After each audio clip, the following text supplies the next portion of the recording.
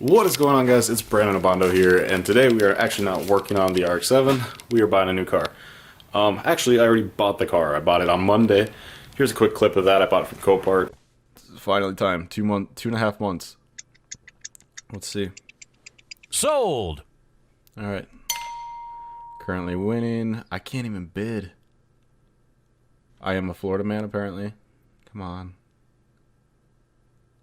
Come on. Hurry it up.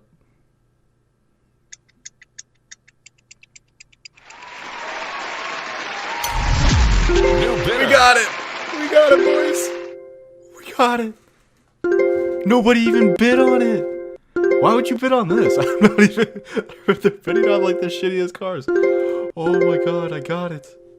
We bought the car on Monday. I'll go into more explanation after that, or in a little bit. I need to clean this garage. I need to make a room in this area here, push that over there, and make some room for the new car. So we're going to go ahead and do that. And as soon as the car gets here, I'll pick you guys back up and show you guys my progress. So we got the garage all cleaned up. RX-7's moved over. And we got enough space here for the new car. Thanks to my dad, he helped out. And then, so we got all this space now. We're just waiting on the driver to get here. We do need to move these two cars out of the way so we can get room to get the car in. But aside from that, I'll see you guys when the truck driver gets here. I just saw the truck pulling in. It's got a Baja on the back along with an FRS, so it might be a little bit big for this area, but we're gonna see. So as you guys can see, I got the car behind me. We got it delivered. I have no idea if it recorded when we got delivered because when I went to my camera, it was already turned off. As you guys can see, it's here. We're trying to get it started right now so we can get it in the garage and kind of diagnose everything that's wrong with it. So we got our battery pack on there. We've been letting it sit for a little while now because it wasn't originally starting or cranking or anything. But as you guys can see, we do have lights. And get the key here. As you can hear, it's beeping and everything. And we can turn it and see that everything is working, but as soon as we try to crank it, there's just nothing. No crank, no fuel pump, nothing. So what I'm thinking is there's probably a switch, like an inertia switch or some kind of computer or fuse or something that's blocking us from actually starting it, because we clearly have some type of or we have power and everything like that, so I'm thinking it's something that's stopping it from cranking altogether, and we're gonna have to take a look. Hopefully it's nothing physical. I'm hoping it's just a fuse. Sorry, I can have you guys look at me. I'm hoping it's just a fuse and not anything too major, and we will be able to get it started.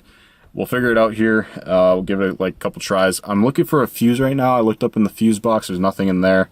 I'm going to check the interior fuses right now. If I find anything, I'll let you guys know. And I'll catch up with you guys when I kind of figure it out or if I have any ideas. We're going through and we found this 15 amp fuse right here.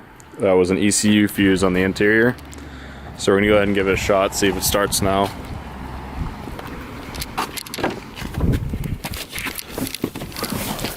My thoughts are that it's going to be a fuse. I don't think many other things would cause it to not start.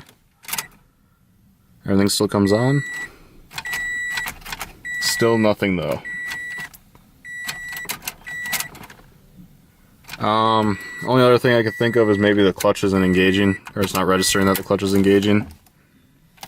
So we're going to go ahead and take a look at that, I guess. So I'm like 90% sure I just figured it out. So it wasn't starting, and we're about to swap out the battery, and it's gonna be kind of hard to see, but this fuse right here is actually popped. See if I can get it to focus. That fuse there is popped, and that one is good. So I think what we're gonna do is we're just gonna jump this direct to the power, and we'll see if that helps at all. Hey, we got an OBD now. So as you guys can see, I put the key in here. We still get some lights, and we don't get an OBD, but as soon as my dad touches the connection, the OBD pops up. So I'm thinking that's the immobilizer for the ECU. You getting any posting? Nothing.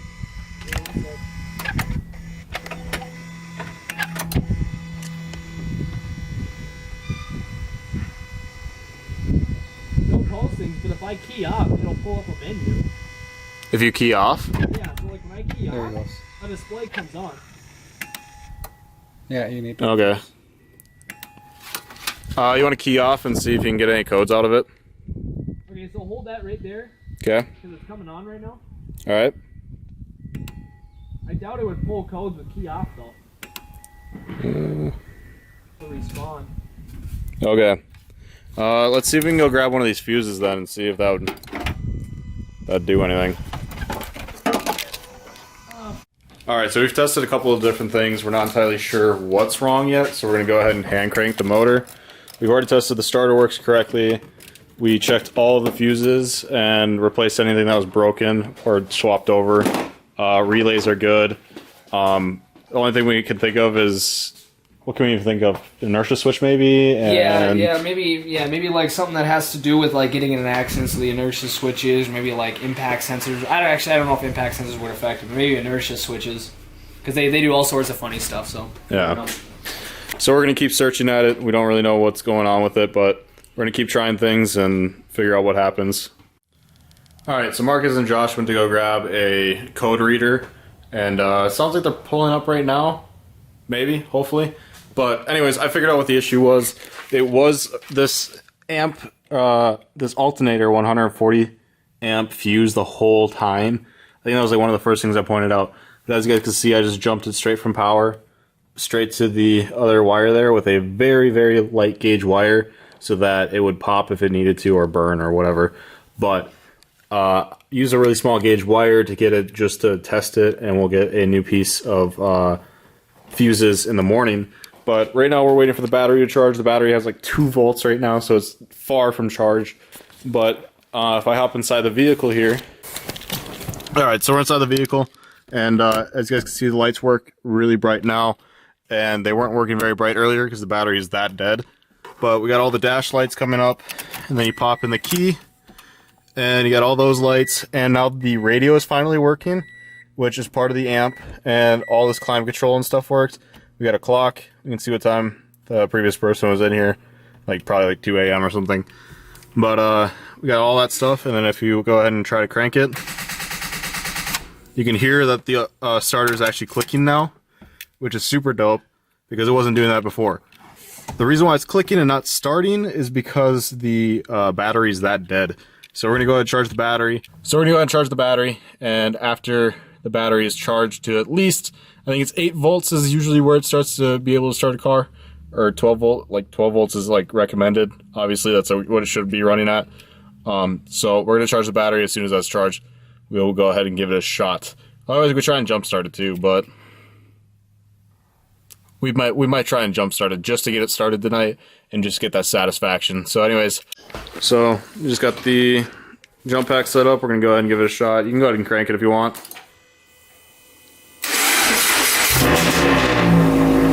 Damn, that fucker's loud.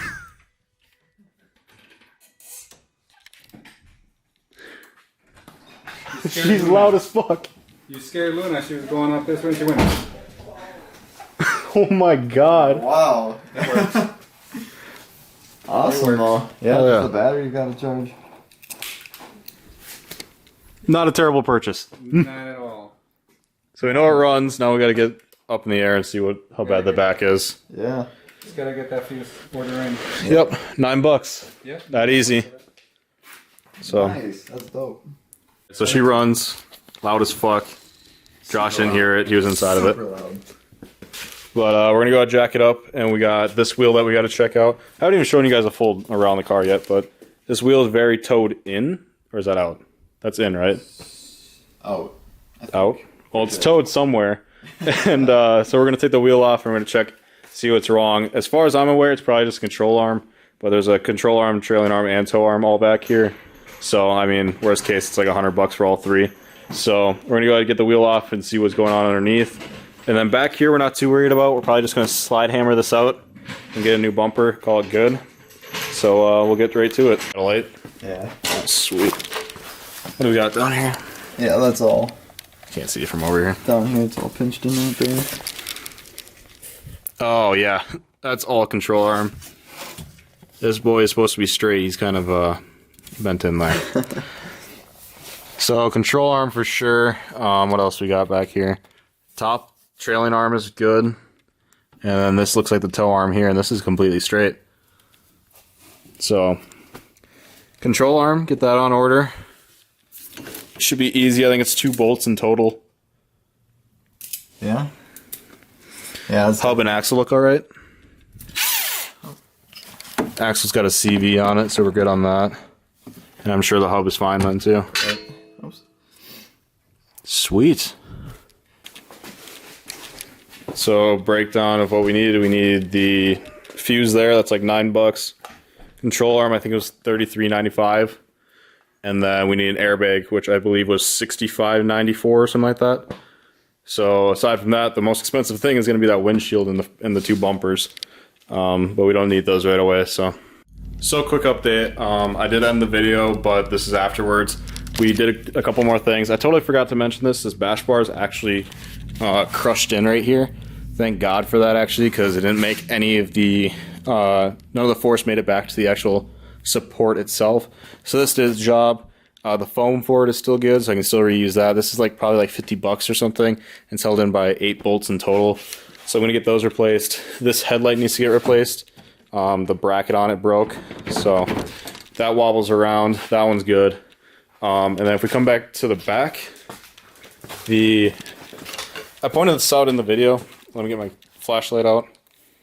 That control arm just bent straight in at the crumple point right there. Coilover's still good. The back is still good. Subframe, all that stuff is good. So it was 3 bolts to get out, 4 bolts I think actually to get out. So we're getting that out, and then we're gonna replace that for like $30. And then the wheel is actually perfect. It's got a little bit of curb rash. Besides that, it's all good. And aside from that, we found out that the guy left Jordans in here. He left a bunch of clothes and stuff in here. He also left some paperwork with his name on it. I'm going to try and get in contact with him and get all this stuff back to him. The only thing that was really interesting when I looked back there was there's a BB gun in there in the trunk. I wish I was recording for this. I was telling Josh this. I wish I was recording. That would have been a really good video moment.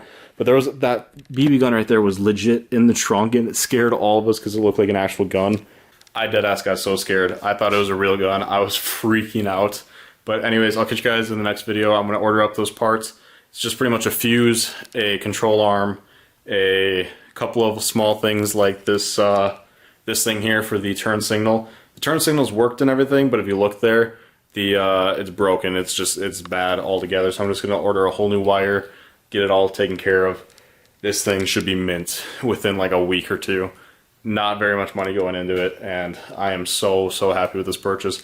By the way, I also forgot to put this out there. I'm gonna try and be as upfront about pricing as possible. I paid in total $21.28 for this entire car. That's including purchase of the car, which was $9.50, documentations, fees, Copart fees, all the things that went into this, including shipping. I was forced into getting it shipped. That was only $500, but $21.28 for this entire car. And we have $20 in fuses in it, so that's what, $28.48 or $21.48, $21.48 invested into the car, and that's also including Wells Fargo transfer fees and all that stuff. So I want to be as upfront as possible and try to track every dollar I put into this thing. So in the next video, I will keep track of all the money that goes into it, along with every video after that. So by the way, I forgot to mention, this is also supposed to be a drift car. We're building it specifically for drifting.